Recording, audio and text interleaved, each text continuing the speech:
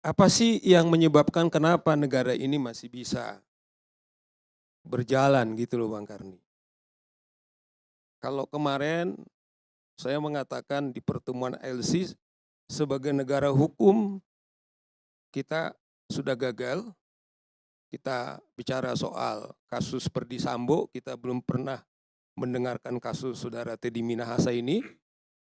Kemudian bagaimana Mahkamah Agung kita kemudian telah runtuh.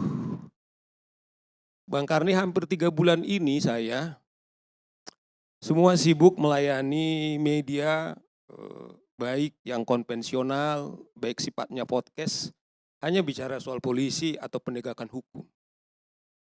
Artinya bukan penegakan hukum karena mereka bekerja untuk menegakkan hukum, tetapi karena tragedi yang terjadi kepada lembaga penegak hukum kita. Tapi saya juga merenung seperti saya bilang Bang Karni, apa sih yang membuat kita masih negara ini berdiri dalam kondisi kita seperti ini. Bang Karni, saya nggak kebayang apa yang terjadi atau yang dilakukan oleh saudara Teddy Minahasa ini yang melibatkan Kapolres, melibatkan Kapolsek, kemudian juga bandar. Bagaimana komunikasi dengan bandar itu Mas Arianto?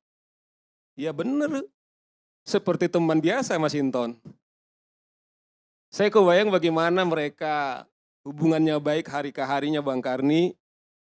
Sebab kan jelas kalau kita lihat bahwa saudara Kapolres ini dijual kepada beliau gitu.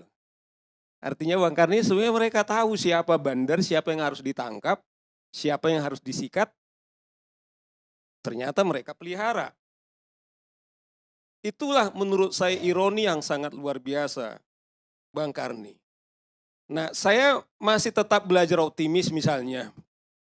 Dengan seorang Bang Karni yang tidak pernah lelah, seperti dibilang sahabat saya tadi Boyamin, sebagai respek kita juga panggilan holistiknya sebagai seorang jurnalis, yang sebenarnya Bang Karni bisa istirahat tetapi ada kegelisahan, itu juga yang kita rasakan Bang Karni. Tapi saya bersyukur misalnya, ketika kita atau saya harus ulangi lagi ketika kita berbicara atau Bang Karni mengundang saya di Karni Ilyas Club, ketika Perdi Sambo saya katakan bukan tembak menembak, tetapi pembunuhan adalah fakta lebih kuat.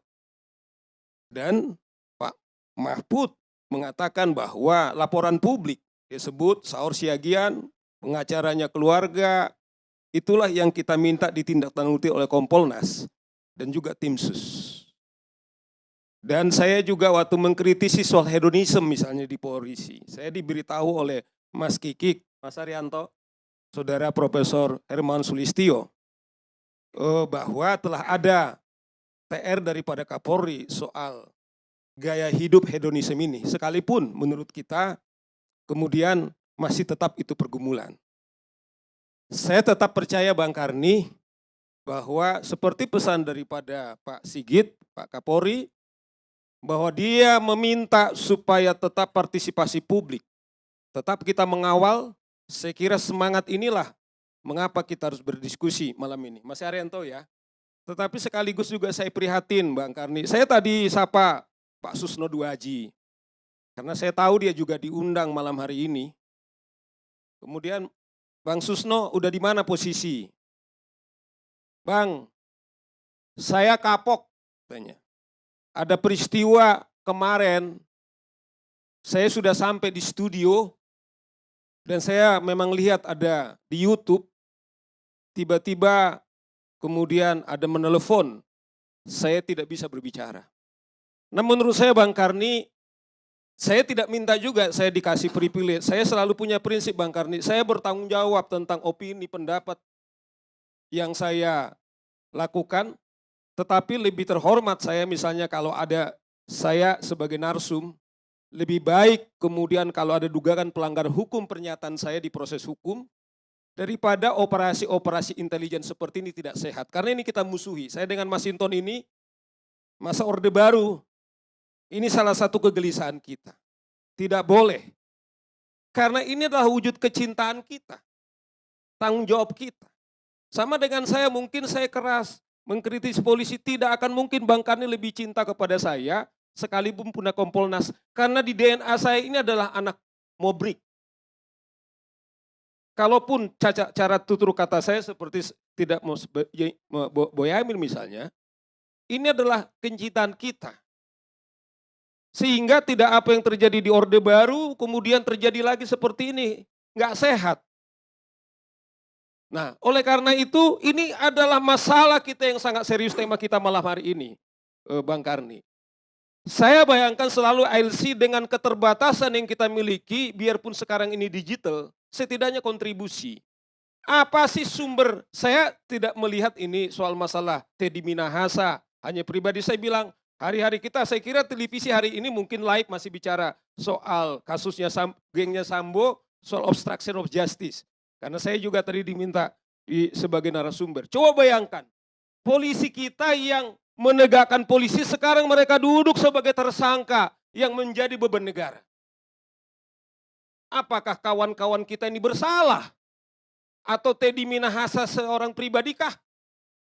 Saya bayangkan itu, saya bilang, ada Kapolres terlibat di sana, ada Kapolsek terlibat di sana, ada Bandar terlibat di sana, dan daerahnya juga Kampung Bahari itu jelas. Jadi mereka bisa peta. Tetapi cerita-cerita begini kan tiap hari kita dengar Bang Karni. Yang cerita-cerita ada saudara saya beberapa waktu yang lalu, tiba-tiba dia di stop tanpa ada surat tugas. Tiba-tiba di mobilnya, diduga ada narkoba. Padahal sebenarnya adalah mereka itu hanya menjebak. Nah, oleh karena itu saya kira apa sih problem mengapa budaya ini bisa terjadi? Saya kira yang paling menonjol yang terjadi adalah mulai kita dari Akpol Bang Karni. Harus kita mau terbuka bahwa budaya suap menyuap, budaya amplop yang terjadi di institusi kepolisian kita mulai dari penerimaan daripada Akpol sampai dengan mereka ketika menjadi polisi, kemudian itu sudah menjadi satu hal yang menurut saya menjadi satu satu kebiasaan yang menurut saya yang merusak sistem ini. Misalnya begini, kita tahulah anak-anak Pak Akpol ini yang dari polisi, sama dengan saya bilang, anak bapak itu 8 bisa makan aja karena ibu saya itu dagang buka lapo gitu loh. Tetapi kalau kita lihat di Akpol misalnya, saya dapat intelijen kalau Boyamin intelijen dikit-dikit ke di Kapolres, di Akpol itu terjadi juga di sana itu perlombaan pamer kemewahan Bang Karni, anak-anak mahasiswa itu apalagi yang dari kepolisian. Nah, maksud saya adalah bisa enggak polisi nanti ini di samping dia penegak hukum, menjaga keamanan dan ketertiban. Yang ketiga ini kita selalu Bang Karni lupa. Sebagai pelayanan masyarakat atau sebagai pelayan masyarakat, bisa enggak waktu di Akpol mereka dididik bagaimana menjadi pelayan masyarakat? Tetapi kan yang terjadi, misalnya tingkat-tingkat ini kan gaya hedonisme dengan pestol misalnya, mereka di sosial media misalnya. Saya kebayang Bang Karni misalnya bisa nggak misalnya anak-anak Akpol ini Bang Karni, misalnya kalau kita misalnya waktu mahasiswa ada KKN itu. Mereka ini misalnya pergi ke panti asuhan atau menyapu jalanan.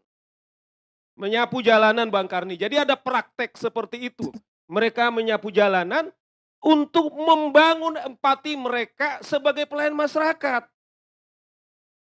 Tetapi sekaligus apa ditunjukkan oleh Presiden Pak Jokowi yang meminta datang mereka ke istana, yaitu menggunakan bus, tidak boleh pakai tongkat, tidak boleh pakai topi, tidak boleh pakai HP, yang Pak Presiden menggambarkan kesederhanaan. Maksud saya Bang Karni, bisa nggak di Akpol itu tidak boleh ada orang datang pakai mobil misalnya. Karena saya kebayang Bang Karni, kita kemudian tidak melarang polisi itu punya mobil. Tetapi kalau Teddy Minahasa misalnya bisa pakai model gede, menurut saya itu udah nggak mungkin pendapatannya dia Bang Karni. Dia dari gajinya dia, Mas Arianto, minta maaf ini Pak.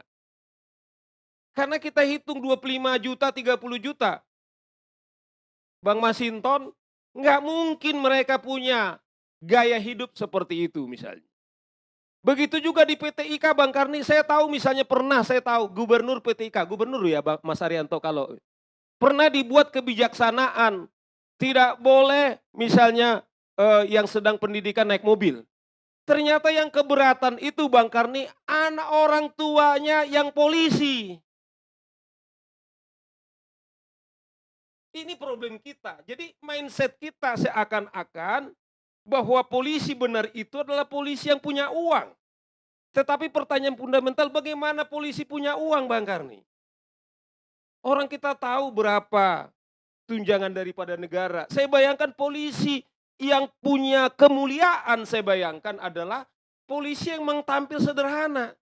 Tetapi problemnya adalah bagaimana seorang Teddy Minahasa misalnya bisa terpromosikan menjadi Kapolda, sementara di sosial media dia sudah terkenal hartanya paling kaya, hidup dengan hedonisme. Berarti ada yang salah dong rekrutmen kita. Saya tahu sahabat saya misalnya ke SDM itu Mas Arianto, Wahyu Widada misalnya orangnya baik, Mas Sinton.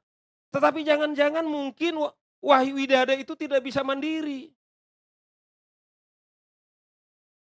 Mungkin diintervensi, ya mudah-mudahan DPR juga nggak ikut intervensi toh. Nah, makanya saya senang Mas Sinton datang ini gitu loh. Nah, kendala kita adalah seperti itu. Nah, saya khawatir kalau ini terus Bang Karni, saya nggak tahu kasus Ferdi Sambo mungkin sampai akhir tahun ini masih ini mewarnai kita. Kita nggak dengar lagi dialog di DPR soal apa yang terjadi, semua dari pagi sampai dengan malam sebenarnya.